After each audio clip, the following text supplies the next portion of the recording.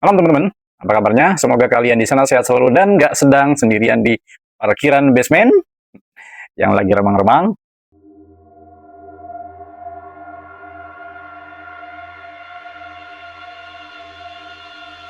Di sini saya cuman mau ngingetin ya, kadang hal-hal mistis itu muncul justru di tempat yang paling nggak kita sangka-sangka. Kayak di dalam mobil, ya, atau dalam ruang kuliah gitu ya. Jadi cerita malam ini cukup bikin bulu kuduk tim kami merinding pada saat pertama kali mendengar cerita. Karena kejadian ini dialami oleh seorang driver online di kawasan elit. Saya jamin setelah dengar cerita ini kalian pasti akan nengok ke jok belakang setiap kali nyetir malam hari. Nah teman-teman, kalau kalian tiba-tiba ngerasa ada yang duduk di belakang, barangkali cuma tas belanjaan yang jatuh. Atau semoga saja begitu ya. Dan ini kisah nyata teman-teman, berdasarkan pengakuan narasumber langsung. Jadi begini, awalnya ada sebuah email masuk gitu ya, bukan dari komentar di akun YouTube kita. Beberapa waktu lalu ada sebuah email masuk ke alamat email konten kita yang subjeknya cukup aneh. Subjeknya begini, penumpang Gokar bukan manusia, Strik Darmo. Awalnya saya kira ini cuma judul clickbait dari orang yang iseng gitu, tapi setelah dibaca isinya cukup detail dan yang bikin kami tertarik adalah nada penulisannya. Nggak ada unsur lebay gitu dan berusaha untuk menakut-nakutin itu nggak ada. Malah terkesan datar dan penuh sisa ketakutan yang terkesan jujur. Karena penasaran, tim kami membalas email itu dengan meminta izin untuk ngobrol lebih lanjut. Akhirnya komunikasi berlanjut via chat WhatsApp. Ya. Di sana narasumber kami sebut saja namanya Rian ya, bukan nama sebenarnya. Mau berbagi detail, lokasi, dan kronologi cerita yang dialami. Dia bilang gini, dia butuh cerita ini didengar orang lain supaya dia merasa lebih lega.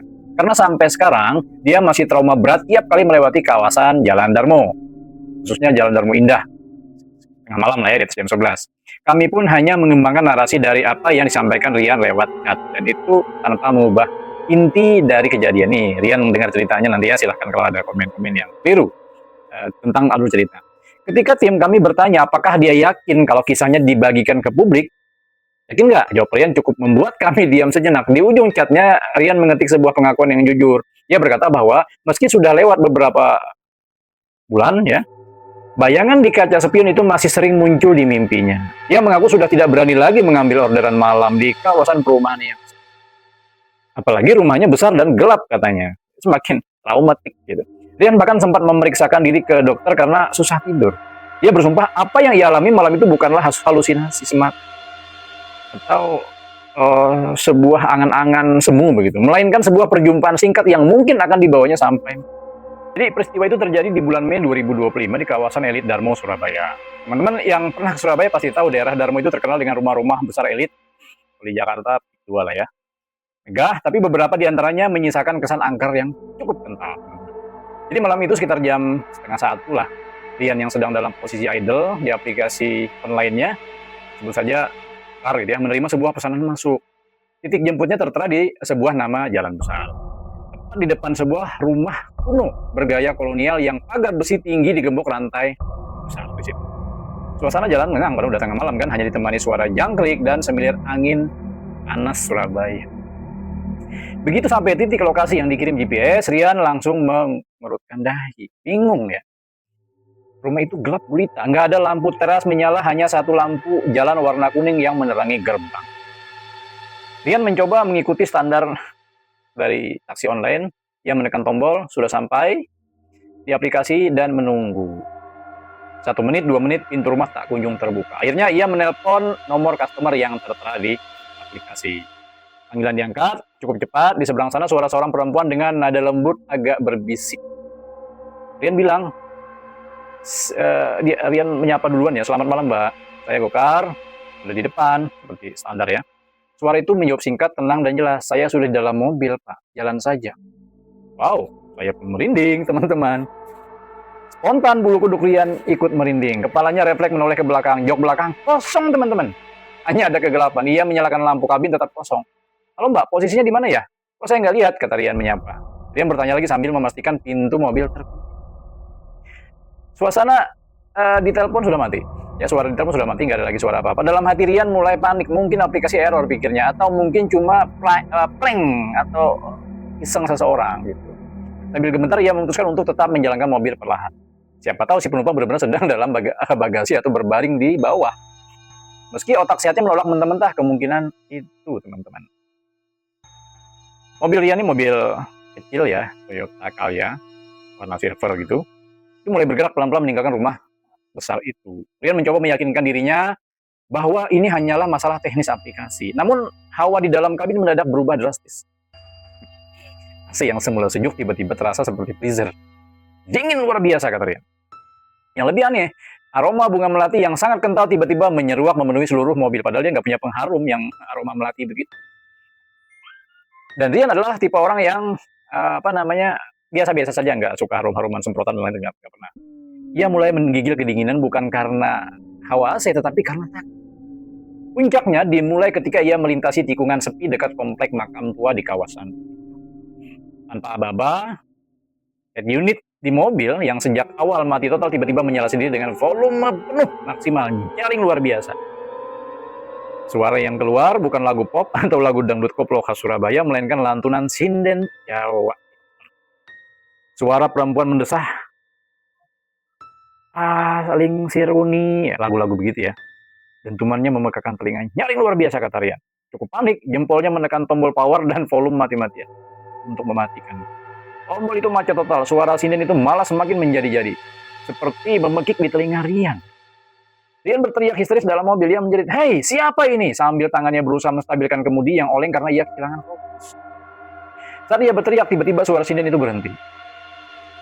Berhenti total. Hening seketika. Hanya terdengar suara napas Rian yang tersengal-sengal dan detak jantungnya sendiri yang berdebar kencang.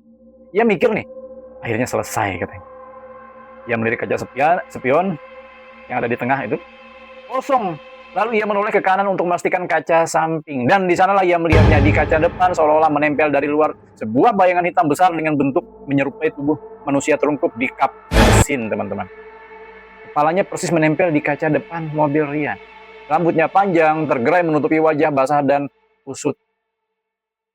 Yang paling Rian ingat adalah kedua tangannya yang pucat dan kuku-kukunya hitam seolah mencakar kaca dari luar, seakan ingin masuk. Kita membayangkannya udah luar biasa kejadian yang diceritakan ini. Tengah malam, ada suara sinden, tiba-tiba ada orang di kap mesin. Teman-teman, di titik ini Rian bercerita dengan suara yang gemetar. Bayangkan kalian sedang di mobil sendiri tengah malam dikelilingi lagu sinden, lalu di kaca depan ada sesuatu yang menatap kalian dari balik kaca. Rian berteriak sekencang-kencangnya, refleks kakinya menginjak pedal rem sekuat tenaga sampai mobil berhenti mendadak. Tubuh Rian terpental ke depan. Lupa pakai safety belt. Di momen hening sepersekian detik, setelah benturan itu, bayangan hitam di kaca depan tadi mengangkat kepalanya perlahan. Meski tertutup rambut, Rian bisa melihat seulas senyum yang merekah di kegelapan wajah itu. Lebar senyumnya. Lebar seukuran manusia normal, teman-teman. Tak peduli lagi dengan kunci kotak atau lampu mobil, Rian langsung membuka pintu dan lari terbirit-birit meninggalkan mobilnya. Tengah jalan itu ditinggal. Ia lari sejauh mungkin menuju gardu ronda terdekat yang jaraknya sekitar 300 meter. 3 kali lapangan bola dia lari, jauh banget ya. Sampai gerbang itu dia duduk lemas, sampai pagi dikelilingi warga yang kebingungan, kenapa ini anak? Mobil itu ditinggal begitu saja dengan pintu terbuka lebar dan mesin masih menyala sampai pagi, untuk bensinnya masih ada. Tahu nggak, cerita belum sampai di sini. Pagi harinya setelah azan subuh berkumandang, Rian bersama beberapa warga, ada temennya juga ngikut satu, ya, kembali ke mobil. Posisi mobil masih sama. Menyamping di tengah jalan, mesin mati, aki swak kehabisan bensin ternyata. Saat mereka hendak mendorong mobil ke pinggir, mata mereka tertuju pada langit-langit mobil Rian. Temannya Rian nih yang ikut serta melihat kondisi mobil, melihat bercak-bercak aneh di jok belakang.